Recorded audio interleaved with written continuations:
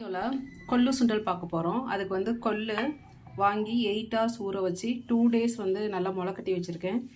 Growth வந்திருக்கு பாருங்கள். இதை இப்போ பாயில் பண்ண போகிறோம். கொள்ளு நல்லா பாயில் ஆயிருச்சு. நல்லா பாயில் ஆயிடுச்சு. இதை ஃபில்ட்ரு பண்ணி எடுத்துக்க போகிறோம். இப்போ இதுக்கு தாளிக்க வெங்காயம் 1, கருவேப்பிலை, கொத்தமல்லி, இஞ்சி துருவல், கேரட் துருவல், 2 க்ரீன் சில்லி, கொஞ்சமாக மாங்காய் துருவ போகிறேன். தென் தேங்காய். கடாய் ஹீட் ஆகிருச்சு. கடுகு போட போகிறோம். கடுகு பொரியுது. இப்போ கருவேப்பிலை,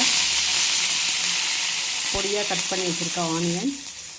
உப்பு போட்டு தான் கொள்ளு வந்து பாயில் பண்ணி வச்சுருக்கேன். அதனால் வந்து வெங்காயம் வதங்குறதுக்கு லைட்டாக உப்பு போட்டால் போதும்.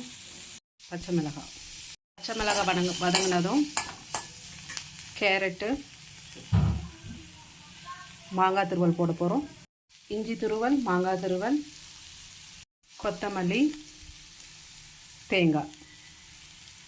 7 விசில் விட்டு பாயில் பண்ணி வச்சுருக்க கொள்ளை இந்த மசாலாவில் ஆட் பண்ணால் டேஸ்டியான கொள்ளு சுண்டல் ரெடி. தேங்க்ஸ் ஃபார் வாட்சிங். டேஸ்டியான சுண்டல் ரெடி ஆயிடுச்சு. தேங்க்ஸ் ஃபார் வாட்சிங்.